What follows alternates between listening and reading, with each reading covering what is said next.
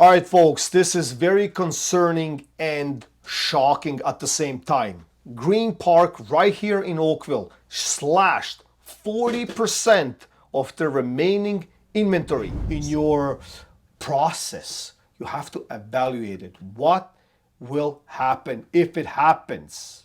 All right, put it on a board. 3-case scenario, 5-case scenario. Probably most wives or husbands would laugh at it. They'll say, why this such a dark scenario on this whiteboard?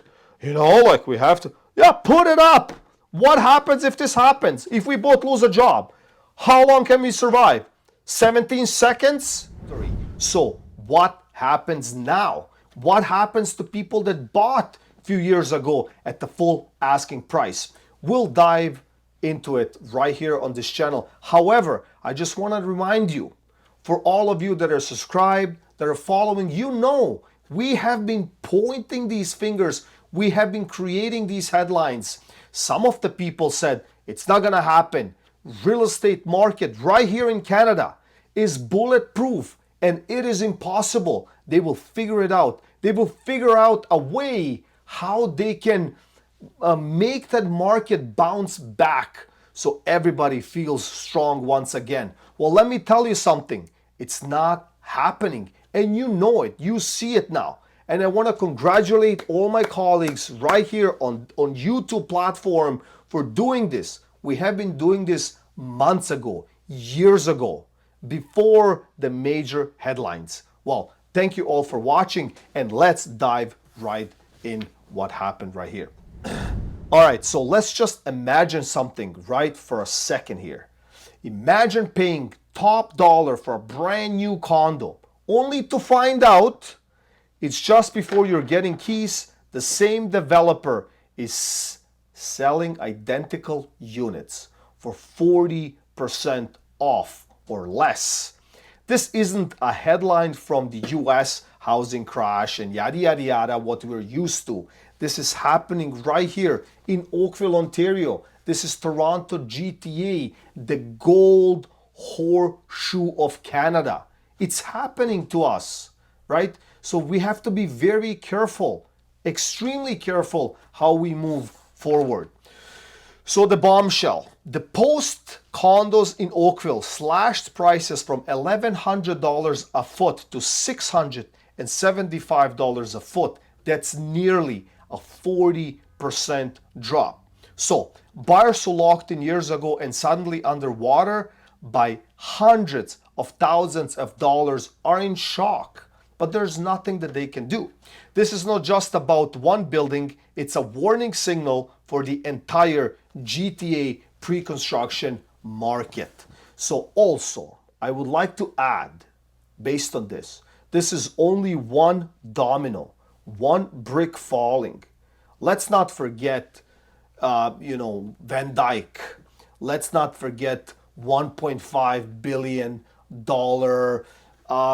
construction project that went under in Toronto years ago. We keep forgetting these things very quickly, but these are the domino effects that are getting increased exponentially on every domino. And then when they start falling, eventually you will be a part of the cycle. So if you are neighboring that building in Oakville, the next price for your unit is $675, the best case scenario. Do you understand? So not only there, like it translates into other towns and cities, and it expands like a weird virus. But let me ask you another question. If they went from $1,100 to $675 for the remaining inventory, and I'll get into that in a second, what happens to these people that live outside the core of Toronto neighborhood or GTA, right? If it's an hour from here, if it's 2 hours from here, right? What happens to that price? Because everybody will start calculating, hey, look, I'm not gonna pay $675 being out in Welland or out in Guelph or out in London, Ontario, Windsor, you name it, right? I can just go to Oakville right here on Dundas. It's beautiful, north of Oakville, no problem, right? I have connectivity, I have highways, I have all kinds of stuff, job maybe opportunities, if we can even generate jobs in the next 6 months or a year. But that's another concern that I don't want to get into in this video. I made plenty of videos on the topic. But let's dive in a little bit more. How this happened? Well, developers often hold back 20 to 25% of inventory to sell later at higher prices. Market cooled instead, rising interest rates, weak demand, slower assignments. Desperate for cash flow, developers liquidate units publicly at the discount. So I have been in these rooms and I have given my 2 cents, and that was years ago, right? And I'm speaking, I will not name any names, but I explicitly said, sitting on this round table, I said, well, why are you holding inventory? Check this out. I asked them, that was 2023, right? That was 2 years ago, 2.5 years ago. I asked them, why are you holding that much of inventory? You're holding amazing units close to your chest, and why are you doing that? So the one thing that they said, well, we're doing that because we can, and then we're doing that because we're going to make more money. We're going to make more money. And third, that's how you do business, right? So they didn't offend me, but they were kind of like with a smirk. Well, that's why we're here, right? Like we know, and that's how we do business. You know what I mean? And you're a small guy just giving me pointers. Who cares? Let's finish this meeting and you go home. All right. So, but I had a legitimate question. Why? They answered, basically, make more money, right? So on the second or third meeting, I don't even remember now, but I said, like, look, it doesn't make any sense because I don't think that the market, pre-construction market or the condo market, it will not recover anytime soon. I shared my channel with them. Even back then, I was making videos exactly what will happen. You know what they said? I said, look, man, we are here to make money. And the more negative news, it's no good, right? Because like, I don't want to focus and concentrate on the negative news. So let's focus on the positive news and let's focus how we can make money and we can, I'm like, what are you talking about? Aren't you evaluating the risk, right? Like even, like it was mind-boggling because even these developers were up somewhere, you know exactly what I'm saying, in their head, and they're saying it is impossible. Canadian real estate market, they were even showing me graphs. Look, 2 decades, we're winning. Every chip we throw on the table, we're winning. What are you talking about? I'm like, listen, I'm not the only one saying it. Like there's a handful of people that believe the same thing as I believe, and they said, well, don't worry about that. You know what, if you want to sell some of the units, sell. If not, we have plenty of you. I said, no, I appreciate it. I cannot sell anything at that price, period. It's not that I'm not good. I just can't sell it because you'll have a problem down the road. And the problem will be exactly this. People will not be able to close. You will not get your funds. Your project might be halted and nobody wins. So you guys are pushing the agenda and nobody wins. What is the point? What's the point? Buyers don't win, sellers don't win, you don't win, everybody goes under. So what is it? Ego talk? It just doesn't make any sense whatsoever, right? And I told them, reduce the price, reduce it now, get rid of it, and that's it. You can sleep, people can close. They're like, well, that's not a smart way of doing the business. That's why you're not building these complexes. That's why we're doing it. I'm like, okay, fine, do it, whatever. All right, so the fallout for buyers. Equity evaporated. Contracts worth $660,000 in this example are now valued at $405,000. Let that sink in. That goes back to 2017 numbers, right? Like year 2017. And people said like best case scenario, we will see, you know, the market drop to maybe 2020, 2021.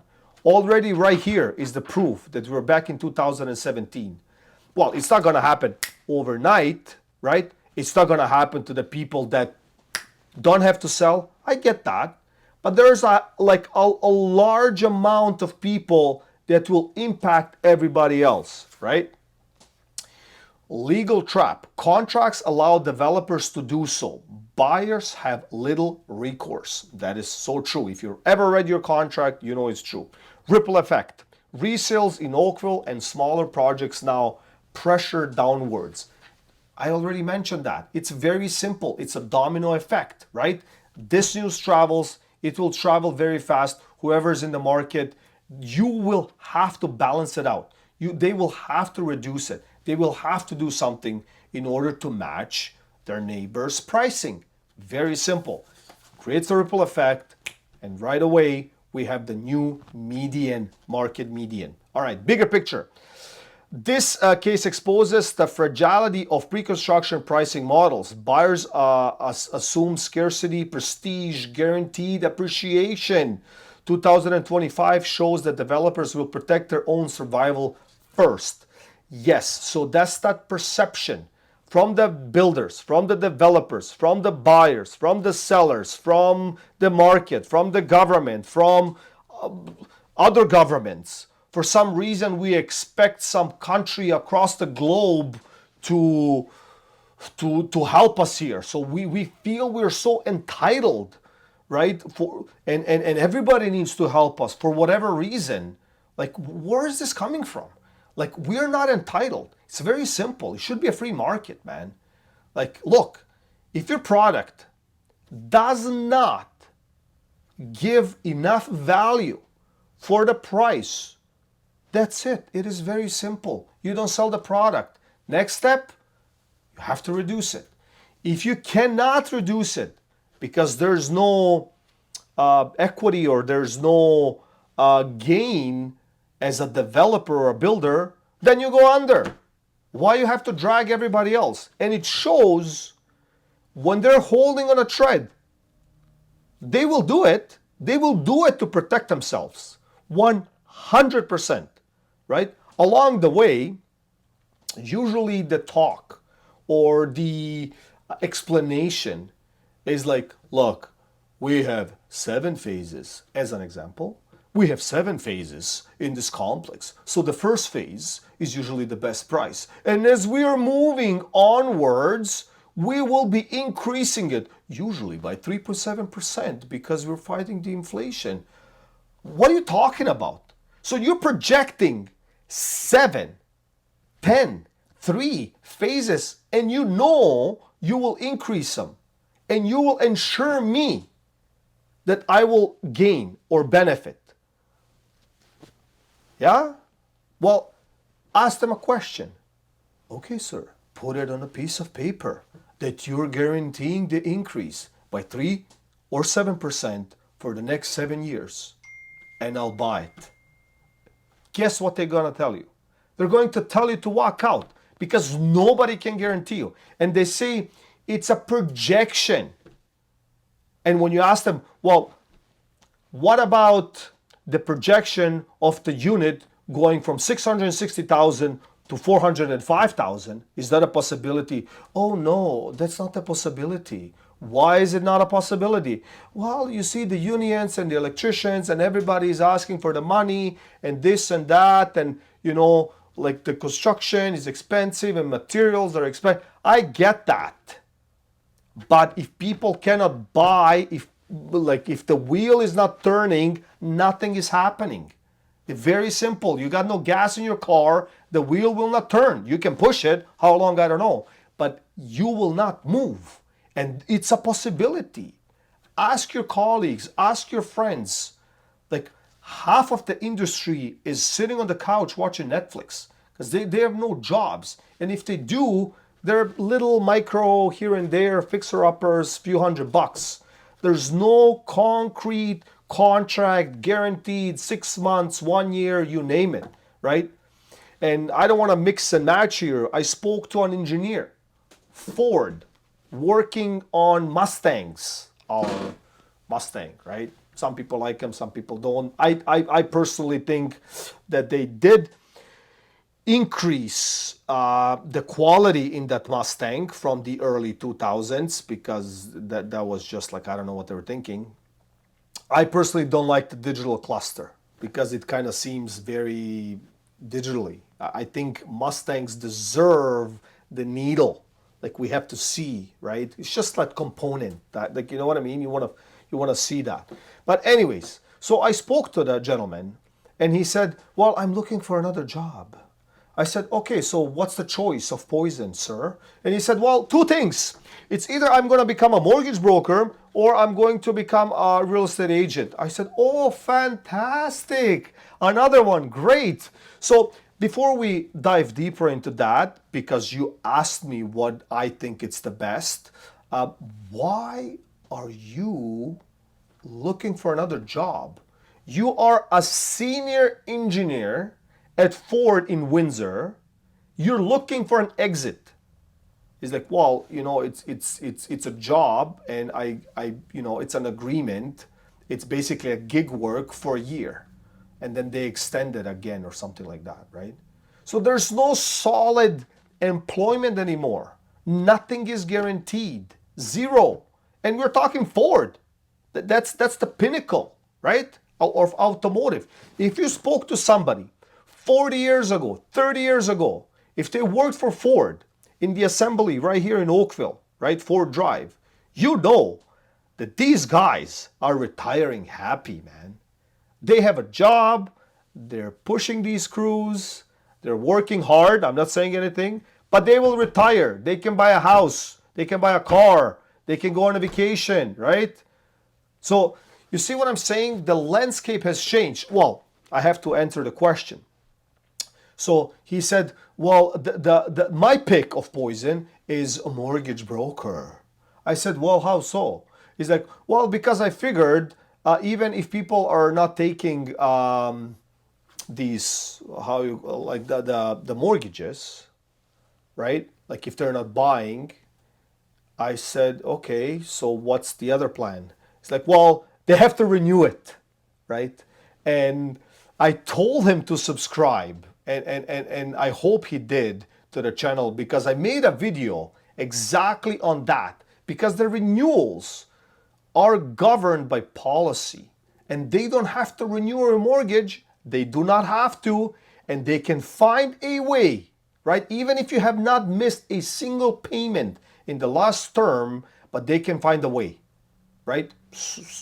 I mean, like, their contracts are 50,000 pages long. Like, they will find something to say, "Well, sorry, right? You picked up your phone after 3 rings and not 1 ring, and that's it. Denied." Whatever. I'm being sarcastic, but you know what I'm saying. All right, so let's move on. Bigger picture, lessons for the future buyers. Research the developer's history. Understand market cycles. Don't buy the peak expecting instant gains. Have a financial cushion. Appraisals may come in lower than contract prices. Consider resale options for greater transparency and immediate occupancy. Well, you know what? That does work and it doesn't work, because you can do research as much as you want, right? And the research might be exactly pinpointed to the last penny. However, if your income and your personal household situation does not match, right? And you rely slowly, you rely on that gain, then you're going to go under, because it's too risky. You cannot rely on a guaranteed gain, because if it doesn't happen, you're in a deficit right away, immediately, like a boom, red flag, same second. So that's the problem. Like, that is a huge problem. What has happened, and obviously the banks help with that, during the pandemic. FOMO, fear of missing out. Let's go. Like, we're selling these units like hot cookies. So let's not get these cookies cold. They gotta be hot. That's why I gotta sell them fast, right? And at that time, what I did not understand, and still don't understand, and it's proving today. Now it is proving that it can go under, right? Condos selling for 1,600 a foot, let's say in Toronto, and then it goes to $2,000 a foot. And everybody's like, you see? I'm like, I see what? There's a number. It cannot match the future buyer. Like you cannot match it. Like the income doesn't support that 2,000. Yes, technically there's a jump from 1,600 to 2,000, a $400 a foot. But you cannot manifest it in this world, right? In your bank account. It's not possible because the next buyer will not be able to get qualified. Oh, come on, man. The banks will not let that happen. The governments will not let that happen. The whole economy will not let that happen. What are you talking about? What are you talking? Of course it's possible. Everything is possible. And now this is the result. I'm telling you guys, this is a big domino falling over. Huge, right? It shows if they're clinging and if they're breathing heavy, they'll do anything. They don't care. They just don't care. So real story and closing thoughts. Oakville is a cannery in the local mine for GTA condos. If you're in a pre-construction now, review your contracts, financing, and exit strategy. For future buyers, don't confuse prestige marketing with actual value. Yes, that's just simple. Like, look, guys, if it can happen in Oakville, and we know Oakville seems to be the prestige pocket of Toronto GTA, and it is. I mean, if you're driving, I don't know about the northern part of Oakville, seems or feels like every other kind of city around here, but you go down to the south of Oakville and stuff like that, it has that prestige. You feel, you smell the money and all of that stuff, right? And obviously, like, this is where things are happening, and fine. No, I'm saying Oakville is beautiful, right? Like, there's Oakville, there's Burlington, and Mississauga has beautiful pockets and whatnot. Every town and city has these prestige pockets. But look, man, you have to look and you have to evaluate where you are at any single moment in your process. You have to evaluate it. What will happen if it happens? All right, put it on a board. 3-case scenario, 5-case scenario. Like, have fun with it. I know that probably most wives or husbands would laugh at it. They'll say, why this such a dark scenario on this whiteboard? Like, we have to, put it up. What happens if this happens? If we both lose a job, how long can we survive? 17 seconds? What happens, right? And if it's too high of a risk, don't do it, right? So I truly hope that you gain some value out of this video. Please share it to somebody else because people need to see it. So like it, share it, subscribe if you're at it, and I'll see you in the next one.